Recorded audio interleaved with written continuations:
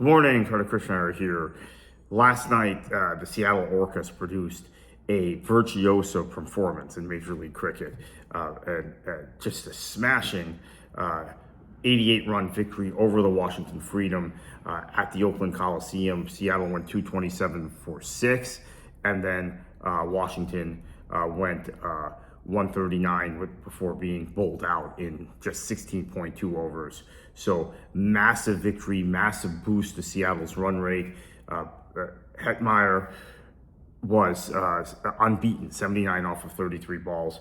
And we are actually first going to hear from Jasdeep Singh, who claimed 5 wickets and was responsible in many ways for sealing a comprehensive victory. Because while 227 over 6 is very, very impressive, we have seen some incredible scoring in this Major League Cricket competition now that we're a little over a week into the competition. So no lead is safe. No, any chase has the potential if your bowling is not up to a certain standard. And obviously Jasdeep Singh was phenomenal last night. So Seattle wins by 88 runs. We're first going to hear from Jasdeep Singh, and then we're going to see the match highlights. Okay, we have Jasdeep Singh with the Seattle Orcas. The floor is open for questions. So they're talking about the stats that this is only the 5th time 5 wickets have been thrown in MLC history. You almost got the 6th right after the 5th. How are you feeling about that? And then how are you feeling about that it's coming to you right now and the rest of this tournament? Yeah, I think that the timing matters the most, right? For me, I think I needed a game like this, especially after the last few months. I was really looking forward to World Cup. I had a great build-up towards the World Cup. Like I said last time, I think I felt like I was in my best rhythm leading into World Cup. But then, just before the eve of the World Cup, I broke my shoulder literally, and I struggled with those 2-3 months. And those are part of us. You can't really control that same way, right? It's all about like you sticking to it. The only reason we play this game is because we love this sport, and I have so much passion for it. I have years of work behind it, and I just believe in divine timing, and I think I just continue to do what's in my hand, and I'm happy that it's coming right now, especially when the team needs the most. And I think we needed a game like this as a team. And I think beside my performance, I think we can easily say that everybody stepped up. It wasn't just me alone. Vamsi from MVPC. So it's a great season so far. The 1 wicket, 2 wickets, and 3 and 5. Amazing. It's 11 wickets. I was glad to see you bowling very good. What do you think in the pitch, like when you go into the bowling, do you think that it's going to be a little bit bouncy? Because you got some good balls and a good rhythm and bouncy, so which we did not see it in the first innings.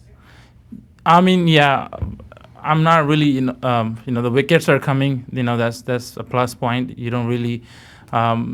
Some days, you bowl absolutely best and you don't get no wickets.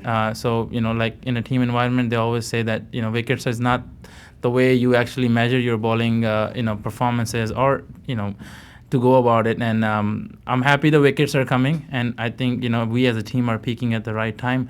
But I personally try to assess the wicket, every game. I don't try to run and bowl 140 every game. If I know this wicket requires to bowl 140, I'll give my absolutely best. But if I know I don't need to bowl that fast. Wicket requires simple plan. Like today, we saw in the first inning the balls were bowled at hard length. Those were the hard balls to hit. All the hitters we have, the batters we have, they came and gave that feedback. So the idea was just to go and try and execute that length as many times you can. And I think that's what we focused on, and I'm happy we were able to execute those plans. Adam Bennett here from That's Cricket. 2-part question. So you've been a cornerstone of this team. You're being a domestic leader in this team. Last year, not the greatest season for the team, but what does it mean now to have this 5-wicket haul and the start the Orcas had? How's the feeling in the team and moving forward? And then what has it been like having Jason Gillespie as your bowling coach? Yeah, I think amazing question. To be honest, I want to highlight that part. We have amazing environment. I think people often see the front end of it. We performing well. I'm bowling well. Everybody coming in, batting well, and you can see the environment on the field, how well we are enjoying and gelling together. But it's actually the hard yards behind that. The sports staff we have, the coaching staff we have, and these guys are absolutely gem. I think this is one of the best environment I have been part of.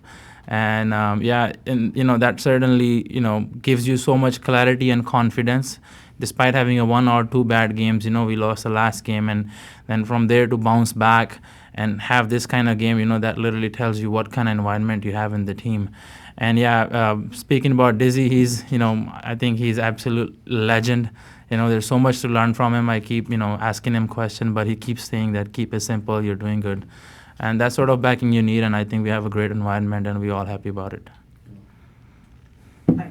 So I just want to know, like, how do you plan for batters like Steve Smith, like, who are known for their technique, like they are solid in their technique, and you got him out. So I just want to understand. I mean, these guys are absolutely gun. There are days in cricket, right? But it's all about you playing up to your strength.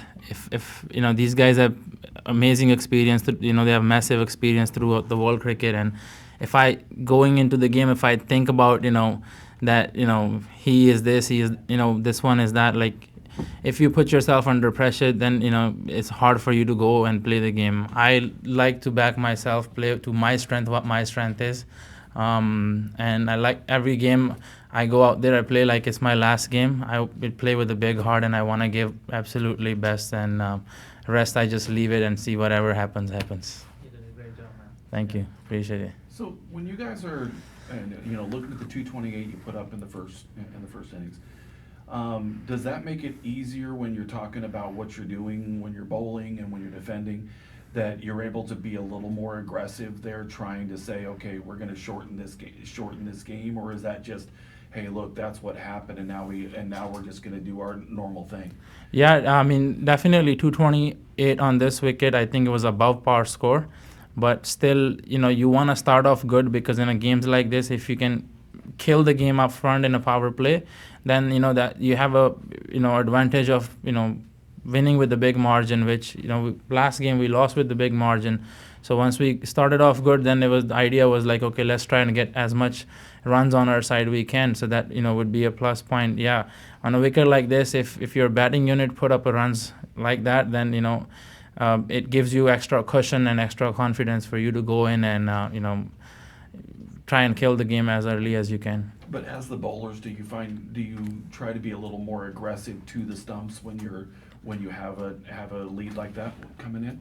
I mean, the plans are always same, right? Whether you're defending 170 or you're defending 220, there's a plan for each batter, and you try and execute that despite being the results, right? But the context of the game, at times allows you to go aggressive like it did today. We were able to keep a mid-off up, push the third man back. And, in hindsight, in usual situation, you probably won't be able to do it. So, yeah, context of the game allows you to go aggressive, and I think today we were, able to go aggressive. Last question.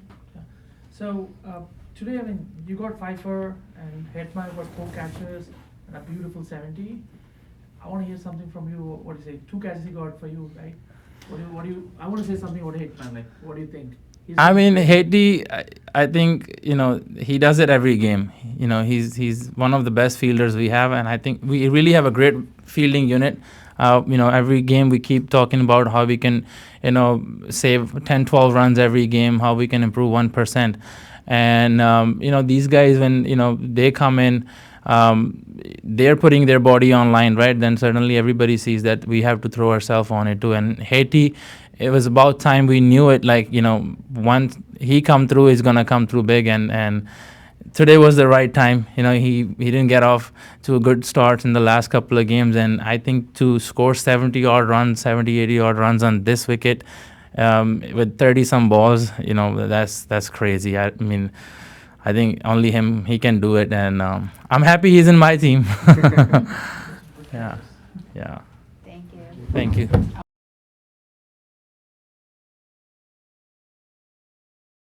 See. brings a new dynamic to American sports.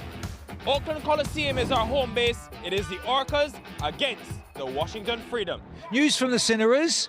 Steve Smith of the Washington Freedom won it, and funnily enough, going to have a bowl again. Right, Marcus Stoinis well informed. He's absolutely right. 7 of the 10 games here won by the team batting first. Just the one change, though, for the Washington Freedom is former international spinner Amila Aponzo, who comes in to bring his left arm angle, replacing Asif Mahmood. And Cheyenne Jahangir, he is... Plus Pinyar. Cheyenne Jahangir goes for 22 off 23. Slow start for Shimron Hetmyer. That will Stoinis because he was seeing it so beautifully. Marcus Stoinis goes for 42 off 16.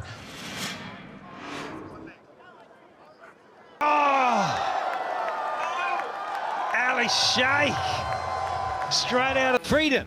They need 228 and 20 overs, which constitutes that asking rate there. Putting the batting, 228 his Freedom side are going to need to hunt down, but he's got just the man. Fire! And just house, though. He gone for 18, 31 for 3. Glenn Maxwell, the big show. Man, that Sir Viv is a big fan of. Again, another batter trying to attack. Gone for 10, 48 for 6.